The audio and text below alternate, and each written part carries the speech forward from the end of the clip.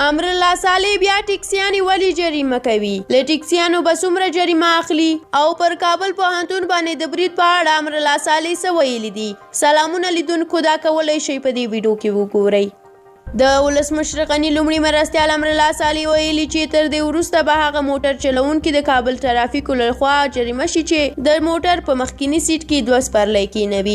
ښاغلي صالح په خپله فیسبوک پاڼه باندې د کابل د امنیتي میثاق د 15مې پریکړې په ترڅ کې لیکلي دي چې د جریمې یوه برخه به دا وي چې له دغو موټرو به د څو ورځو لپاره د پولیسو او ښاروالۍ ګزمې لپاره کار اخیستل کېږي. هغه له تېرو څو ورځو راهیسې د کابل امنیتي چارې پر غاړه اخیستې دي. تر دې وړاندې هم د کابل ټرافیکو د سپرلی وړونکو موټرو مخکې سیټ کې د 2 تنو کېنول بند کړي وو، خو دا بندیز د ډېر کم وخت لپاره وو او هیڅ دوام یې ونه کړ. د ولسمشر لومړي مرستیال امرالله صالح زیاته کړې ده چې د هغو تروریستانو عکسونه به هم په ښارونو کې نشر او ولګول شي چې د خونړیو بریدونو طراحان دي، او په خبره یې د نن ورځې تر پایه به د 33 تنو عکسونه ولګول شي. په همدې حال کې بیا امرالله صالح په کابل پوهنتون برید یو استخباراتي پلان او انساني فاجعه بللې او وایي چې داسې بریدونه له طالبانو پرته بل څوک نشي کولی. داسې بریدونه د طالبانو او د طالبانو د همفکرو وجدانونه ښیي. بل لوري ته بیا محمد اشرف غني په کابل پوهنتون باندې نننی برید هم غندلی دی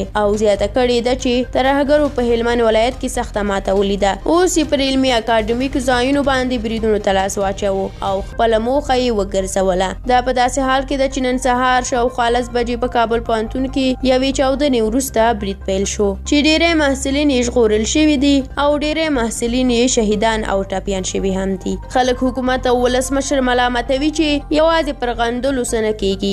لوی بریدونه وغندل شول، خو بیا هم له هغې لوی بریدونه کېږي او حکومت یې په مخنیوي کې پاتې راغلی دی. له تاسو ډیره زیاته مننه چې دا ویډیو مو تر اخره ولیدله. که مو دا ویډیو خوښه شوې وي نو حتما زموږ یوټیوب چینل درسره سبسکرایب کړئ ترڅو زموږ نورې ویډیوګانې هم وګورئ. که پر کابل پوهنتون باندې د برید په اړه کوم نظر لرئ زموږ سره کومنټ کې شریک کړئ. تر بیا بلې ویډیو، د خدای پامان.